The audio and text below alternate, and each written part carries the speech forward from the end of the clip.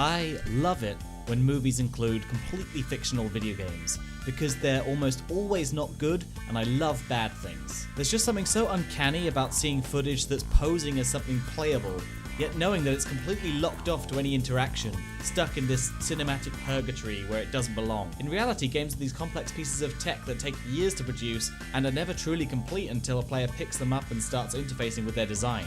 And yet movies will often just plop some 3D imagery in there and think it holds up, and it's always so weird, and I love it. I love it so much that I'm going to list some examples. Now I must note that I'm not including fictional video games upon which a movie's plot is based. That means no Tron, no War Games, no Existenz as much as I want one of those fleshy boys, and no Spy Kids 3D. Good God, I actually went to see that on the big screen.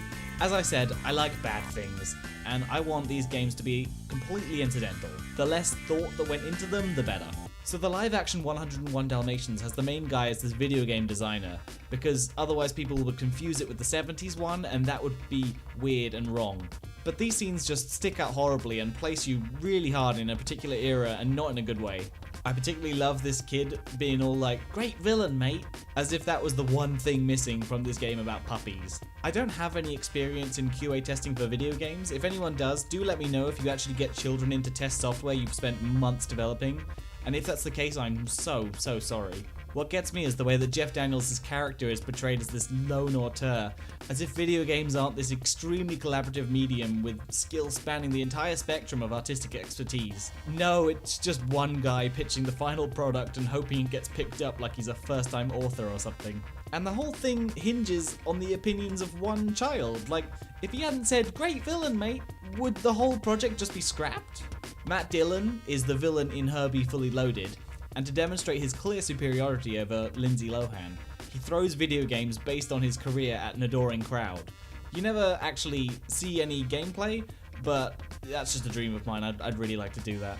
For whatever reason, Grand Theft Walrus is the only part of the Simpsons movie I really remember.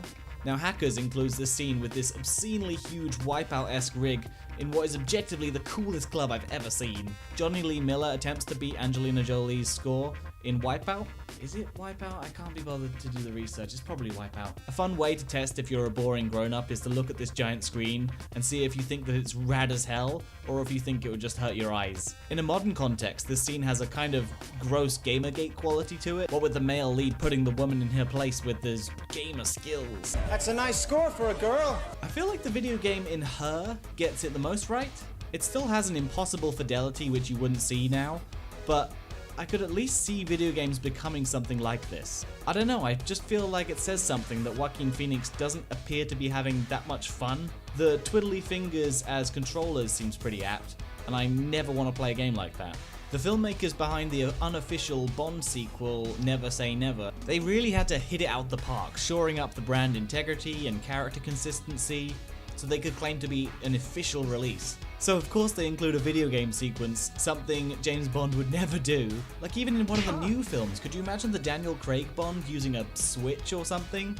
The most unrealistic thing about James Bond playing video games is that it implies he's capable of experiencing fun that doesn't hinge on the sexual subjugation and/or death of another person. Now, I know it's not an actual video game being played in the story, but that's exactly why I want to bring up The Beach and its awful interpretation of how a gaming enthusiast might process a survival situation. I mean, first things first, it's unrealistic because any real gamer would obviously just complain and die immediately when left in the jungle alone. I can see the aesthetic they were going for with this mushy, pixelated filter, but there's just so much wrong with what we're seeing. Why are we looking at Leo from the front? Is it supposed to be like one of those weird Crash Bandicoot levels? What are these blocky 3D animals doing to lower his health? They're just leering at him a bit, and it stops him doing his ridiculous run.